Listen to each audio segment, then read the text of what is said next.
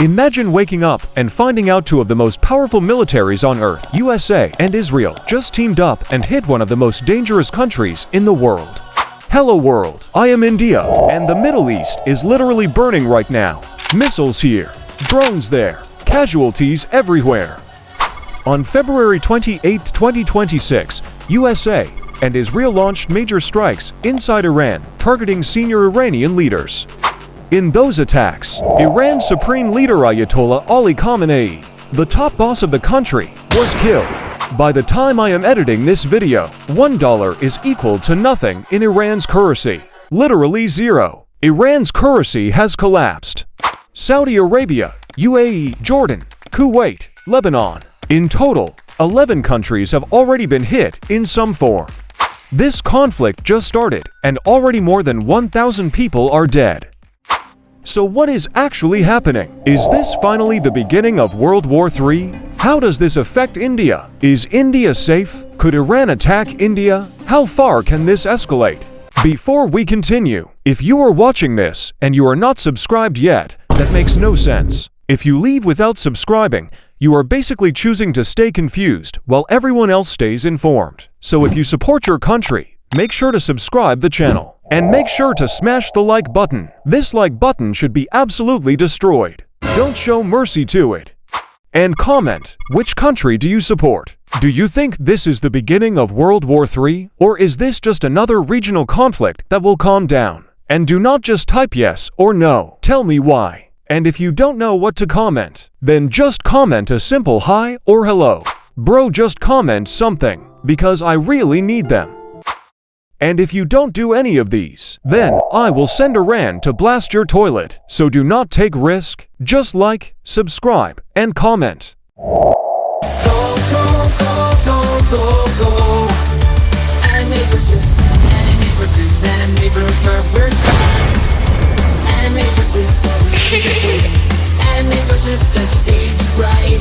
Country was rolling, taking flight. Speeding ahead, breaking free. The opposite, you and me. Chaos reigns, trails ablaze. Enemy versus in this dazzling maze. UK, USA, leading strong. Mexico's rhythm, join the song. Switzerland's peace, steady and bright. Countryballs unite, shining light. Across dimensions we thrive. Enemy versus, let's revive. So let's persist, never slow. In this journey our spirits grow. With enemy versus leading the way. Every single moment, come what may. Come what may. Go, go, go, go, go. Enemy versus. How did this even start? To understand this, we have to go back years. You are trying to build nuclear bomb. You should stop it immediately. Bro, I'm not trying to build nuclear bombs. My nuclear program is only for energy. It is only for peaceful purposes. I don't want nuclear weapons, and I will never even seek them. In fact, nuclear weapons are banned under my religious law. You are lying. Why should we trust you? USA and Iran have not trusted each other for decades. Israel and Iran are even worse. They see each other as direct enemies. The biggest issue is nuclear weapons. Israel believes Iran is trying to build a nuclear bomb. Iran says its nuclear program is for energy. USA does not trust Iran either. For years there were sanctions, threats, cyber attacks, secret operations. But it never became full direct war. Until now. Why strike now? So why did USA and Israel attack now? According to them, Iran was getting dangerously close to advanced nuclear capability. Missile programs were expanding, drone production was increasing, and intelligence reports suggested something big was coming. From their point of view, this was a preemptive strike, meaning they hit first to stop something worse later. But from Iran's point of view, this is a direct attack on their sovereignty. Their top leader was killed, and military bases were bombed. That is not something any country ignores. Now here is the worst part. On the first day of the strikes, a girls' school in southern Iran was hit during the bombing campaign. Iran says more than 150 children and staff were killed, but independent verification of the exact number is still ongoing. Funerals were held across the country, and videos spread everywhere.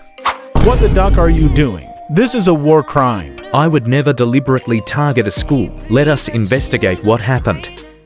And this is why this conflict is so dangerous. Because once civilian deaths start rising, pressure increases, anger increases, retaliation increases, and escalation becomes much harder to control. Now all we can do is hope that they don't get stuck in an endless retaliation attacks. Iran's response.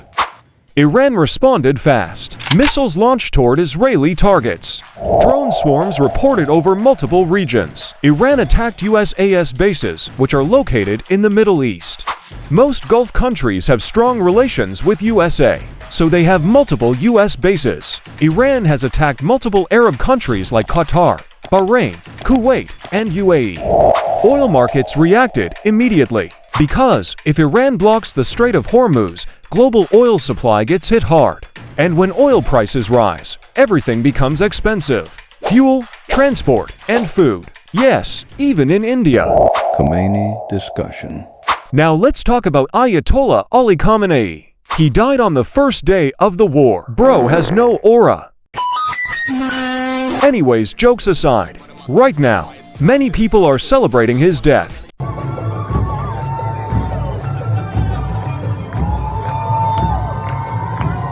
Many others are mourning him.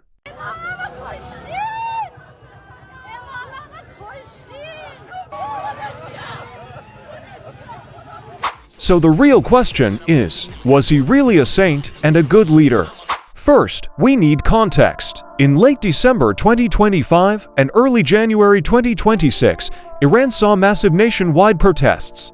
Some people were even calling it a revolution. These were some of the biggest protests the country had seen in years. People were angry about a deep economic crisis. Inflation was out of control. Currently, Iran's inflation rate is 68% plus, which is hella high. Food prices were rising fast. Daily life had become extremely difficult for ordinary citizens. The protest started because people were struggling to survive, but the government's response was harsh. Iranian authorities launched a heavy crackdown. Security forces used guns. Tear gas was deployed. Thousands were arrested. Officially, Iran says around 3,000 people were killed. Independent activists and rights groups say the number is much higher. Some estimates say at least 7,000. Other reports suggest the real number could be 30,000 or even 36,000. The exact number is still debated because government had shut down the ducking internet. So when people talk about this war like it is good versus evil, that is not accurate. It is not as simple as USA and Israel being evil and Iran being a saint. All sides in this conflict have done controversial and serious actions. And remember, Khamenei wasn't an enemy of India. Both Israel and Iran are an ally of India, so it would be better for India to stay as neutral as possible in this conflict. What happened in Pakistan after Khamenei's death? The shockwaves did not stop inside Iran. Right after Khamenei's death was announced, Pakistan saw massive protests. Thousands of people came out on the streets in cities like Karachi, Islamabad, and other major areas. Many protesters were angry at the USA and Israel. Some were showing solidarity with Iran. In Karachi, protesters tried to move toward USAS consulate. Now some of you might be wondering, what exactly is a consulate? Is it just a place where visas are given? Basically, US visas are given in US consulate in Pakistan. These protesters are fed up of USA and their pro-USA government. And this reaction was not just limited to Pakistan. Many Indians, especially Indian Muslims, also started protests. They are angry at their pro-Israel government. Just a few days ago, our Prime Minister said something that went viral. He said Israel is fatherland and India is motherland. This sounded like a shocking statement to a lot of people online. Some thought it meant India was officially picking sides, and some felt it was disrespectful. But here's the real context. He was speaking during a visit to Israel and talking about Indian origin Jews who live there. Over 85,000 Indian Jews live in Israel. Their ancestors came from India long ago. So for them, Israel is like a historical fatherland, and India is like the motherland where their families lived for generations. The line was not meant as a general diplomatic slogan. but it still triggered strong reactions back home. Did the war stop? Will Iran attack India? Now the biggest question. Did the war stop? Unfortunately, no. The fighting is still ongoing. USA and Israel are continuing air and naval strikes inside Iran. Iran is still launching missiles and drones toward Israeli and US targets in the region. There is no official ceasefire, no peace agreement, and no confirmed negotiation. Military officials have even suggested this conflict could continue for weeks. So right now, this war is very much active. Now the question that many Indians are asking, will Iran attack India? The answer is no. One of the biggest reasons is that India does not have a US military base on its soil that Iran would even consider as a target. Iran's retaliation is focused on US and Israeli forces and bases in the Middle East, not countries like India that are not directly part of the fighting.